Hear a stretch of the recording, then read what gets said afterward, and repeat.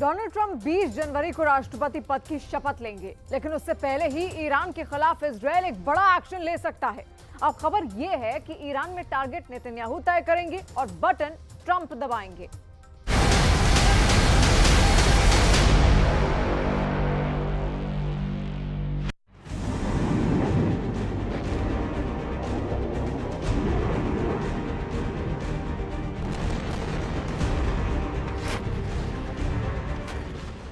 गजा की लड़ाई 500 दिन की होने जा रही है, लेकिन गजा में इजराइल की सेना को लोहे के चने चबाने पड़ रहे हैं।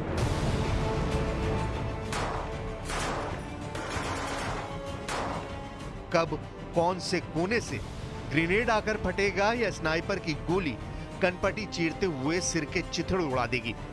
नेतन्याहू की फौज बहुत ज्यादा घबराई हुई है। हमास के नए ऑपरेशन में इजराइल ने खो दिए हैं अपने बहुत ही खास कमांडो। 28 साल के मेजर डुएर्जियान रिवा और उनके डिप्टी कमांडर 24 साल के कैप्टन इतान इजराइल शिकनाजी, इन दोनों अफसरों के साथ इजराइल के 4 और कमांडो हमास के हमले में घायल हुए हैं। उत्तरी गजा के बेत हनून में हमास ने बहुत बड़ा हमला किया और ऐसे ही हमलों की वजह से इजराइल की सेना अब तक 397 सैनिकों के जनाजे उठा चुकी है। यानी 460 दिन के युद्ध में हमास ने इजराइल के 397 सैनिकों को मार डाला है। हमास की लीडरशिप खत्म करने के बावजूद इजराइल की सेना अब तक पूरे गजा पर एक छत्र राज कायम नहीं कर पाई है। नेतन्याहू सीरिया में घूम रहे हैं। दक्षिण लेबनान में इजरायली फोर्स का कब्जा बढ़ाने की बात चल रही है, लेकिन गजा में इजराइल की हालत नाजुक है। लेकिन नेतन्याहू की वॉर बैटरी रिचार्ज करने के लिए बाइडेन ने बम और मिसाइल देना शुरू कर दिया है और अब डोनाल्ड ट्रंप के राष्ट्रपति बनने के बाद मुमकिन है कि इजराइल और ईरान का युद्ध मीटर सबसे खतरनाक लेवल पर पहुंच जाए। डोनाल्ड ट्रंप 20 जनवरी को अमेरिका के राष्ट्रपति पद की शपथ लेंगे, लेकिन इजराइल के युद्ध को ताकत देने वाली एक रिपोर्ट वायरल हो गई है। खबर ईरान के परमाणु ठिकानों पर हमले को लेकर है। अमेरिका की न्यूज वेबसाइट एक्सियोस पर इस खबर को पढ़कर नेतन्याहू की खुशी का ठिकाना नहीं है। खबर में लिखा है कि नवंबर में इजराइल के strategic affairs minister Ron Dermer की ट्रंप से मुलाकात हुई और मुलाकात से खबर ये निकली है कि ईरान के परमाणु ठिकानों पर हमला ट्रंप के विकल्पों में से एक है। ये खबर टाइम्स ऑफ इजराइल ने भी छापी है कि या तो ट्रंप ईरान पर इजराइल के हमले का समर्थन करेंगे या फिर अमेरिका खुद ईरान के परमाणु ठिकानों को तबाह करेगा। इजराइल की एयरफोर्स लगातार एक्टिव है। इजराइल के F-15 और F-16 लगातार गजा, लेबनान और सीरिया के आसपास गश्त लगा रहे हैं। इजराइल की एयरफोर्स की रेंज में ईरान भी है और 26 अक्टूबर को इजराइल ईरान पर एयर स्ट्राइक भी कर चुका है। वहीं ईरान के आसपास अमेरिका के एयरक्राफ्ट कैरियर भी ऑपरेशन के लिए तैयार हैं। अमेरिका के फाइटर जेट समंदर पार करके बड़े मिशन के लिए जाने जाते हैं, लेकिन ईरान के विदेश मंत्री अब्बास अराक्ची ने पहले ही बता दिया है कि ईरान पर हमला करके इजराइल और अमेरिका अपनी तबाही पर मोहर लगा देंगे। अराक्ची ने कहा है कि ईरान भविष्य में इजराइल के किसी भी हमले के लिए तैयार है। अराक्ची ने कहा कि उम्मीद है कि इजराइल गलत कदम नहीं उठाएगा। अराक्ची ने कहा कि इजराइल ने हमला किया तो महायुद्ध होने की 100% गारंटी है। इस वक्त ईरान और इजराइल के बीच टेंशन सबसे बुलंदी पर है। एक तरफ नेतन्याहू का वॉर कैबिनेट गजा, लेबनान और सीरिया के मोर्चे पर खुद को जीता हुआ साबित कर रहा है,